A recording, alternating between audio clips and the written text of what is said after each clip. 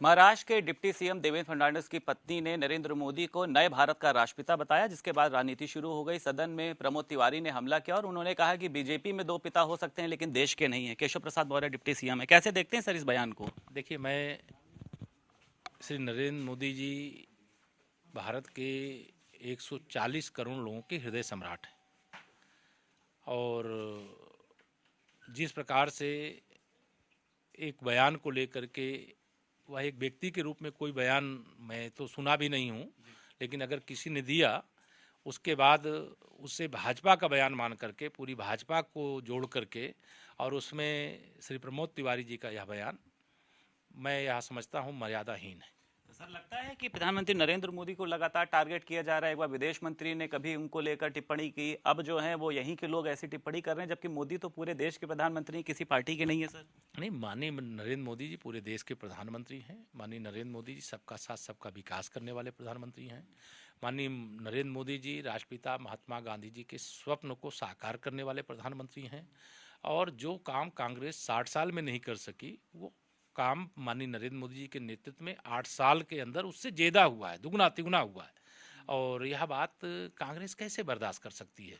लेकिन इस बयान के परिप्रेक्ष्य में जो भाषा का प्रयोग किया गया है वो मर्यादित भाषा नहीं। सरकारें कोविड को लेकर लगातार प्रयास कर रही हैं। सीएम योगी ने भी आज एक बड़ी मीटिंग करी है, लेकिन राजस्थान के स्वास्थ्य मंत्री भारतीय जनता पार्टी पर आरोप लगा रहे हैं, प्रधानमंत्री नरेंद्र मोदी पर आरोप लगा रहे हैं कि उनको पहले अपनी रैलियों पर रोक लगानी चाहिए राहुल गांधी की यात्रा को छोड़कर।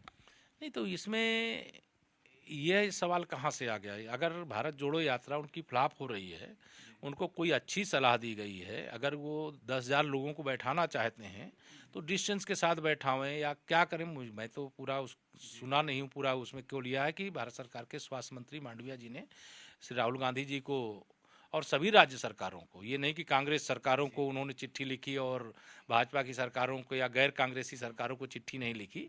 भारत सरकार जो WHO के द्वारा चिंता व्यक्त की गई, जो चुनौतियां सामने आ रही हैं, उसके आधार पर जब कोई संकेत होता है तो भारत सरकार के द्वारा उसके लिए आगे बात बढ़ाई जाती है। तो ये भारत जोड़ो यात्रा जो फ्लॉप साबित हो रही है, उस यात्रा का प्रचार करने के लिए इस चिट्ठी को एक तरह से माध्यम बनाया जा रहा है। लेकिन मेरा ये मानना है कि कांग्रेस एक देश की बड़ी राजनीतिक पार्टी है और उसको इस प्रकार के पत्रों को सार्वजनिक करने से पहले स्वयं देशवासियों के बारे में सोचना चाहिए था। लेकिन अगर उनको लगता है कि नहीं, भारत सरकार के स्वास्थ्य मंत्री जी ने चिट्ठी गलत लिख दी है, तो जो उनके बयान वीर नेता हैं उनको चीन भेज करके दिखवा लें। मैं तो कल से टीवी में देख रहा हूँ लगातार कि किस प्रकार वहाँ की स्थिति भयावह होती जा रही है। तो हम अगर पहले से सतर्क और सावधान होकर के और कोरोना के संकट से देश को बचाने की कोशिश कर रहे हैं, हमारी केंद्र सरकार कर रही है, प्रदेश की सरकार कर रही है, तो इसमें गलत नहीं है। लेकिन इसके बारे में बार बार जो विशेषज्ञ यह भी कह रहे हैं कि इससे घबराने की जरूरत नहीं है, सावधान रहने की जरूरत है। बहुत शुक्रिया सर भारत समाचार से बात करने के लिए। डिप्टी सीएम केशव प्रसाद मौर्य मौजूद थे, जिन्होंने साफ तौर पर प्रमोद तिवारी के दिए हुए बयान की कहीं ना कहीं से उन्होंने साफ तौर पर निंदा करी और उन्होंने कहा है कि प्रधानमंत्री को लेकर इस तरीके के बयान देना आपत्तिजनक है। लखनऊ से वीडियो जर्नलिस्ट अमरीश के साथ संदीप खेर, भारत समाचार।